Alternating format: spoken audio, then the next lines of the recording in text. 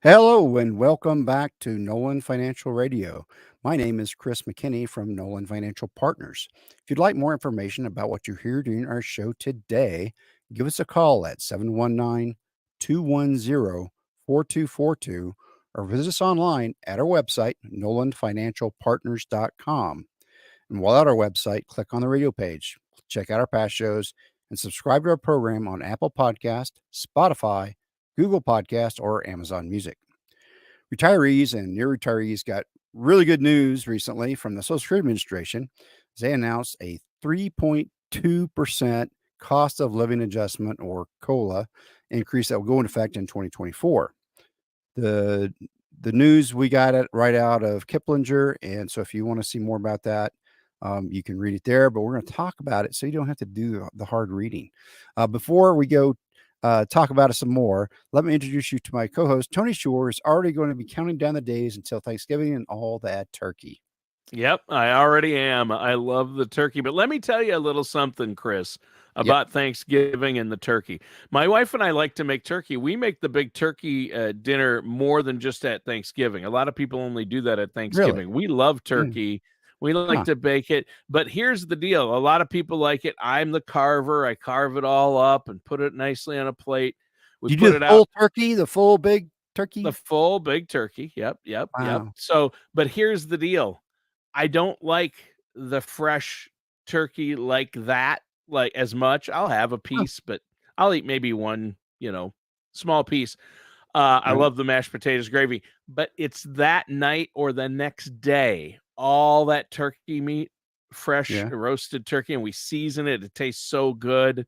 It's not Right. dry, but then I put it in a frying pan with Okay. butter and a little olive oil, but some butter, and Yeah. you take the pieces of turkey that leftover turkey, and you fry it in a frying pan. Just brown it and season it with some garlic and seasoning, and Ooh. then put it in a sandwich with toasted bread and mayo and cheese.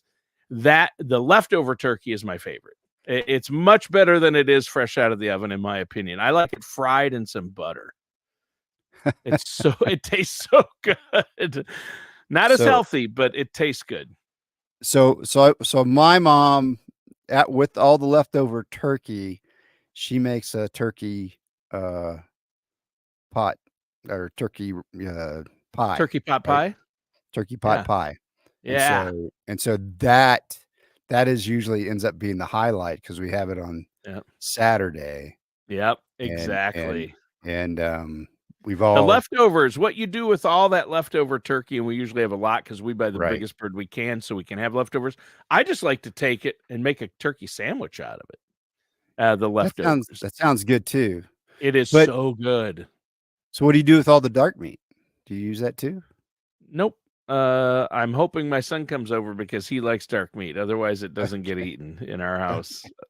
I Now the do not dark meat like. goes really good in the pot pie, so Oh, because yes. Yeah, it adds holds its it has more moisture. it has a little more taste to it, and I Yeah. get that. Now, sometimes if there's a really nice clean piece, I don't like any gristle or anything. If there's a nice clean pieces of dark meat left, I Oh will put yeah. it in the fry pan with some butter, and you just salt and pepper that. It's so good. Have you ever fried up the leftover turkey in a frying pan with some I butter?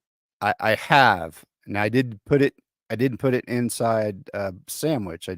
Oh, it's I so just good. fried it so I could get it nice and warm and have that little Mhm. toasty, and then Yeah. just cut it up and ate it. That But I little didn't. crunch on the outside, I love Yeah, that. you just need a little But you put crunch. that in a sandwich, Yeah. with some mayo and even a slice of cheese on there, delicious. Uh, Delicious. cheese is the So bane of my so we're existence. talking about, you told me that we were gonna talk about cola today, and of course, I brought my Yes. prop. I brought a prop, and so I Oh, thought when you said we're talking about cola today, I brought a can of Coke Zero, which is my favorite. I have some right. RC Cola and Oh, wow. some Pepsi, but we're not talking about the cola wars here. I thought we might be, but that you're talking about Social Security cost of living adjustment. Cost That's of a living whole other adjustment. thing. Yeah. It is a whole nother thing. And so each year, the federal government looks back at last year and then looks at this year on pricing and inflation, and then they create what they call COLA, the cost of living adjustment, what people need to make up for the buying power they lost from last year. They do it in the from the third quarter to the third quarter. They can't do the fourth quarter because that would be too late in the year, right? So what they do is look at that one quarter each year compared to last year's quarter and decide how much to give. So this past year in 2023, it was 8.7. But this year, as I said Wow. before, it's going to be 3.2. So 8.7 was the biggest increase since 1981 when we had the huge inflation time with oil embargoes and the Iran problems and all that stuff that really threw the inflation in high gear. But so now 3.2, well, that's getting down to where it currently is normal. It's normally around 2.5. So that's getting close to normal, but still above normal. So that's great. So what does that's that good. mean? So what does that mean? So that increase means that 66 million Social Security recipients will see an average monthly increase of $50 a month. Okay, that's $50 a month. So And if you're is not living on a fixed budget in retirement, that's nothing to sneeze at. I mean, that nothing to helps. seize net, and so that equates to $600 a year. Now, a lot of people, if you've been a higher wage earner, you're getting more in Social Security, it's going to be much more than that, right? Because it's 3.2 per $1,000.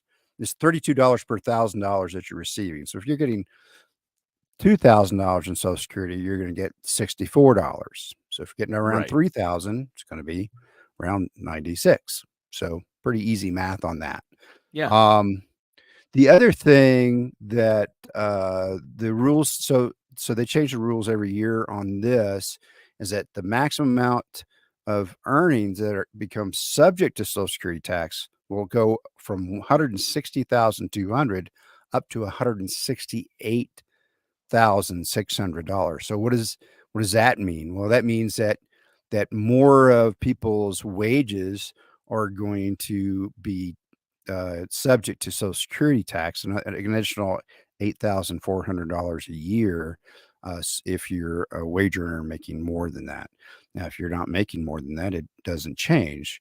So that's how they pay for it, right? So is they move that lever up and they get a little bit more money from the higher wage earners. They don't, seems like a pretty small amount to me, given the amount of wages that people is starting to go up. I think they can make that higher and do better for Social Security. They'll probably have to raise that. I would think that's the first thing they should do, is raise that. So to help Social Security be solvent, by 2034 or whenever it's supposed to, it'd be an easy way, but the thing is, the IRS is constrained, or the Social Security the Social Security Administration is constrained through the IRS and through the Congress about how much they can raise it. Congress would have to agree, and the fat, what I like to call the fat cats in Congress, right? Why are they gonna? Me and all my friends pay more money to help? No, we'll find it another way. That's the problem. That's the problem, isn't it? Yeah, that is the problem. Is that, I mean, how many households make more than $170,000 a year right now? A lot more. Yeah, a lot. Yeah.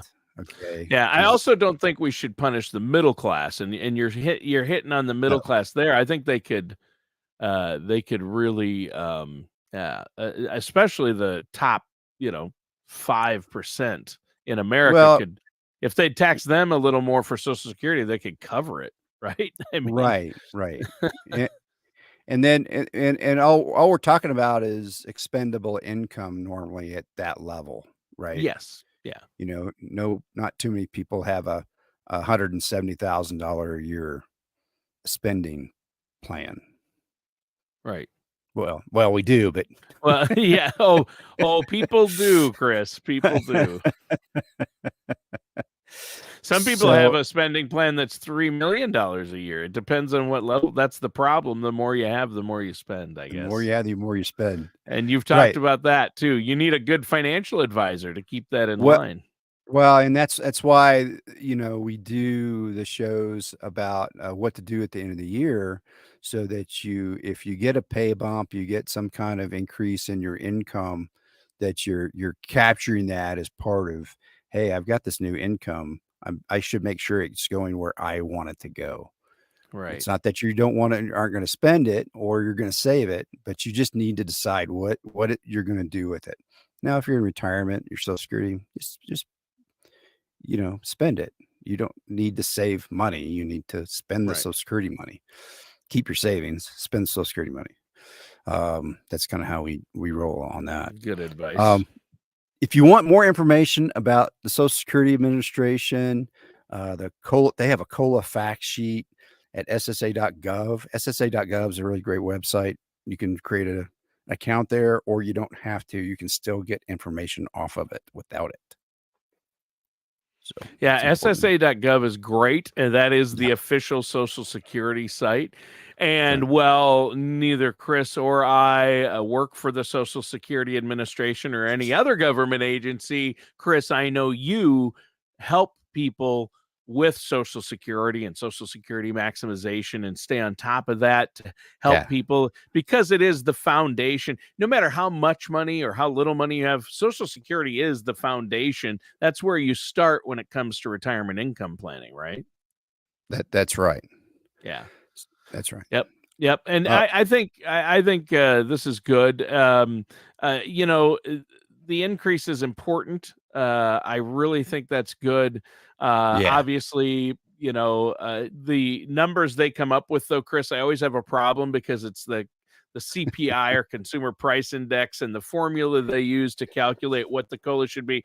Um, Oh, Yeah. we're not going to count groceries, which goes up exponentially, which is a big cost for a lot of seniors. It's like, oh, No, okay. they do durable goods, and it's like, but that's not what people are Yeah. consuming. Yeah. No. Consuming, you're on a What fixed income. about healthcare and groceries and clothing? Those are, well, durable goods are considered, but still, those are the Yeah. things that, people are spending money on is healthcare and groceries, right? Right. And They're energy. they're not buying new TVs every year. They're buying those every 7 to 10 years. They may not, If and they that, may, I mean, if that. my mom and dad and my mother-in-law, all the seniors I know that are close to me on Social Security, I don't remember the last time they bought a TV, Oh, a my new mom one. buys a new one every 6 years. Oh, yeah, I bet it's been 10 years for my parents. Wow. Yeah. TVs have changed a Yeah. lot since then. Yeah, and the price of TVs typically has gone down. So don't It base has. the consumer price index or No, the cost of living adjustments on that. no. But how about we Yeah. look at the cost of let's go look at the cost of groceries. I mean, Yeah, that makes sense. The problem with that is, so if you remember back in the, when was it? We were paying, $10 for a dozen of eggs, yeah, yeah. and now we're paying Yeah, coming 3. out of COVID, the eggs went crazy. Went crazy. So, Yeah. yes. So we're And paying that can happen with energy and with eggs, and that's why they say they don't do it. But you yeah, look at it, and the cost of groceries overall, if you look at the scale, like over the last 10 years, it's not right. it's not all like this up and down. It's No. kind of like the stock market. There are ups and downs and peaks and valleys, but overall, over a number of years, it's gone way up. I mean, Yeah. what used to cost $100 worth of groceries, we're paying $200 for, and it cost $100 not that long ago, and now we're paying twice that when Well, we and go the to other the thing is grocery they're store. only using 1 quarter. Why don't they use 2 quarters or 3 quarters? Yes, they only I look at one quarter. Their formula, yeah, let's not I'll tell you what, we could do 10 shows on critiquing the formula the government uses to calculate the cost of living adjustments. I think it's a convoluted, crazy whoever thought of it, it's just Yeah. So it's called the ah, Consumer Price Index for urban wage earners and clerical workers as determined by the Department of Labor's Bureau of Labor Statistics, if you want to look it up. I would advise not digging too deep No. into that, how they figure it out, because it'll either do it'll give you a headache, it'll probably make you angry, and it will confuse you. So Well, so the good thing here is one of the good things here is that the Consumer Price Index report also noted that because of the Federal Reserve's moves to reduce inflation with their aggressive interest rate hikes, that's starting to show positive results to our inflation, right? It's started to yeah, level out and it's coming down to a normal rate of inflation. We need some inflation, but we don't need the 9% that we had the 1 year. So yeah. so that's good. Yeah, that is good news. I mean, the Consumer Price Index report suggests those rate hikes have been worth it, Yeah. according to what you're saying, and I've heard that. I do think that's good news. Yeah, it is real good news. So, you should be getting something in the mail in early December that will tell you about your cola. You can also, go look at that website ssa.gov, and if you missed the piece of mail, Yep. And let's take a moment here to tell our listeners the Social Security Administration will never call you, no, and they really won't email you either. They will they only do not send. email, they don't text, they Yeah. don't call. So if you Um, get a call from them or a text or an email, you delete it immediately. It's a scam, because they it's will a mail scam. you something, or you just have to go on to ssa.gov, the official Yeah, Social Security Administration website. And right. that's the best thing to do. And if That you're not is. technically savvy, find And a a young friend, person, find a young Fi- person. grab a grandkid, and they can help There's you. there's a neighbor that can help you. Yes. Find them. Yes, exactly. Exactly. I have to Hey, my wife and I get help on tech things from my 24-year-old. I'm pretty tech savvy, but even I have to, if it's something new that he knows about, why go through the trouble? Just have him explain. That's I right. don't need to watch all the YouTube how-to videos, because he Yeah. already has. So, Speaking of help, if you need help with your finances, you need to contact a financial services professional. I think everybody should at least sit down and chat with a financial service professional once in their life to see maybe they might know something that you don't. You can reach us at 719-210-4242. You can check out our website at nolanfinancialpartners.com. Just remember, we're professionals. This is what we do. We see a lot of people that have all kinds of different things, and we help them with all gamuts of their income, including the ins and outs of Social Security. And so we can help answer a lot of your questions. I see a lot of people make a lot of mistakes with Social Security. It costs them a lots of money. We're talking uh, could cost you 15 grand a year right off the top of my head if you do something wrong with Social Security. So wow. be sure you understand how taxes work with Social Security, how your income works with Social Security. And then we're going to go through some other tips here. All right. So, what's the next thing you want to talk about? Um, so the next thing I wanted to talk about is that the um, Harnessing the Power of Social Security is a guide that we have that you can get access to. Has a lot of different strategies. So remember, Social Security is something you've earned, so you want to make sure that you're making the right financial strategies to help maximizing it. And one of the ways to help maximize that is to make sure you're incorporating that into your spending plan for your overall financial strategy and goals. It's so important. Yeah. So, how do you increase your Social Security payments? So, if you are continuing to work into retirement, that's great. But those pay raises that you've gotten will improve your Social Security. The longer your career, usually you make more money toward the end. And so there's a minimum of 35 years that your Social Security benefit is calculated on, right? So it takes the 35 highest earning years. So if you have some 0 years in there, then those are going to be calculated as zero. All right. So, um, and so if you work 34 years and you're looking at, oh, maybe I should just work this one more year, and then that'll bump up my Social Security by whatever. You can kind of calculate that on the website there. So that means you'll be working a little longer. It's probably a bigger earning year, so it'll cancel out all those smaller years from before, Yeah. and you'll have a little bit more money for retirement, and you'll be able to put off Social Security probably another year or two, and when you start it. Yeah. So Right? they look at your work history, at least 35 years of it, and take the Yeah. highest earning years and use that. But so what you're saying is we all should probably, and we want to try to do this anyway, but if you increase your salary as much as possible to make more money, to increase what you're going to get from Social Security, but there is a cap, right? I mean, once you make so much, it doesn't matter how much more you make. They cap it at some point, right? That's correct, Tony. So in 2023, that is $160,000, $160,200.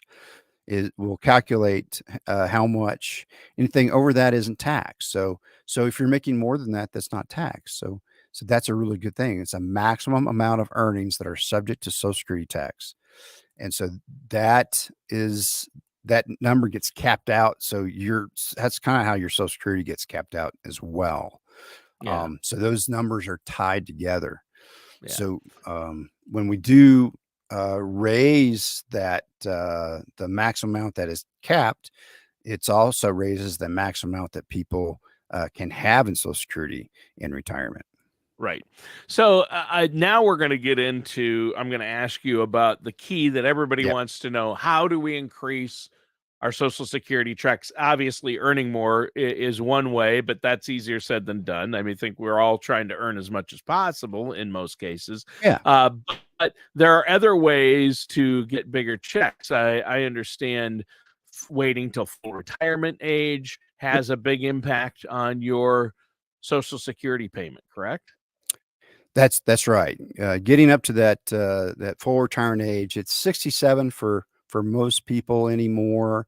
If you're born before 1959, then it's something before 67, and so most people are getting ready to start that. So most people, it's if you're 1960 or later, it's 67. So you want to know what that month is and what that date is, because it can affect other things. Sure. But the thing is once you've reached full retirement age, every year you go past that, it rises by 8% a year after your full retirement age until you turn 70. So that's the biggest time that it increases. That payment is during from your full retirement age to age 70. And so, but after you reach 70, it no longer goes up. So you need to go file when you turn 70. So there's no If reason you to wait haven't already, anymore. right? Yeah, it's Yeah. all But some over. people, you can file as early as 62, but you take a Yes. greatly reduced benefit, and you can file Yes. anywhere between 62 and 70. And that's good. But the difference in what you'll make can vary greatly in there. And a lot of people, it's somewhat of it depends on your personal situation. Some people have to take it as soon as they can because they absolutely Yes. need it, or they They don't need it. have a long life expectancy, right? But those are really the only two reasons you'd want to take it early, is if you absolutely have to have it and you can't live without it, you're not Right. employed or not full-time employed, and you just don't have a long life expectancy, so you might as well take it early for some reason. Otherwise, the sweet spot is probably going to be somewhere in between there for a lot of people. Somewhere in between, because there's the other the bad part about waiting for Social Security is that you're going every year you don't take it. That's another year you didn't get it till you pass, right? Till you Right. die. And so, but you know how long you're going to live, right? So you have to look at your parents' age, your aunts and uncles and your grandparents. And the So, break-even point is, it's somewhere in your 80s for most people, I think. early 80s generally. Like 83. So if you're Yep. going to live past 83, you definitely probably you wanna wait. Want to wait as long as possible. And Yeah. we've had lots of clients that we had a conversation with. They wanted to start it when they were 64. I'm like, okay, so why don't we use some of the money, the cash you've built up, just sitting in cash, and then that will be that buffer you need from Social Security to get to your full retirement age, and then start taking it, because here's the numbers, right? So we'll Right. go into the actual numbers for you, and so Right. that they'll know what it means to them. And then we start talking about, their expected age, and if their parents, so many of clients that I have in my 60s, um, are they still have parents that are alive. So I'm like, okay, well, you're probably going to live another 30 years. So we got to plan for that. Yeah. Yeah, and I have read that the majority of people in America take Social Security as soon as possible at 62. And Really? most that the majority of people take it as 62 because they think the Wow. sooner I take it, the more money I'll get overall. Right. And yeah, and that's just not correct, unless you're going to, unless you don't Yeah. live past 83, then maybe. But the problem is people think that, and Yeah. they don't realize that they can't make over $22,000 a year. If they make over $22,000 a year, in other words, they take say to 62, and then they think they still work full time, and they're not planning to retire until 65 or 67. Right. You don't want to do that either, because they'll just take the Social Security will just take the money back. Yeah. They'll right. So every dollar over 22,000 that you earn, will cost you 50 cents off your Social Security. So Yeah, every or $2 for every you earn, $2, for every you two lose a dollars dollar. earned, yeah, a dollar, Yeah. right? And then somewhere in the 50 thousands, it's pretty much 1 to 1. Yeah. So if you make more than $50,000, you've started it, and you're not getting any benefit whatsoever for it, and You locked in a lower rate. you locked in a lower rate. And people are thinking, well, how much money are we really talking about? Social Security is not that much. You know what? If you lock in lower rate and you're going to keep working, you're missing out on hundreds of thousands. It's over $100,000, right? The what people Yeah, it could get it in it their adds up, lifetime. and Yeah. think about this is, uh, we started out this conversation talking about COLA, so the payments are going up. I mean, are the payments out of your savings accounts, your retirement accounts, are they gonna go up just because we had an increase in inflation? No, No. they're gonna change. They're not gonna change. They're gonna stay the same. So you gotta make sure that you maximize that, if that is a primary source of Yeah. your retirement. Well, our We listeners can we like to plan so that it's not the primary source for somebody's retirement. Right. And the listeners can really benefit. You offer a Social Security maximization report, and I think Yes. this is fantastic. It'll tell them where their own personal sweet spot is, or give them a Yep. good idea. Spousal benefits. We're out That's of right. time. Before we go, how can Uh-huh. our listeners set up a no charge consultation with you and get that Social Security max report run? Yeah, so give us a call at 719-210-4242. Well, we have complimentary consultations set aside for people, and we do take appointments after a typical workday. So give us a call, 719-210-4242. Go out to our website, check us out. You can listen to our past radio shows uh, right there from the website, nolanfinancialpartners.com.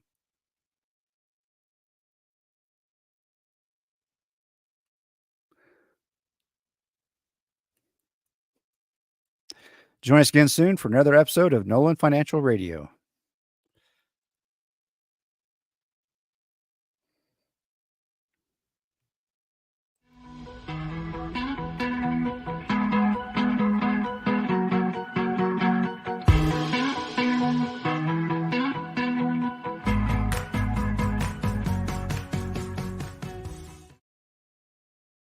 Sorry, did I have my mute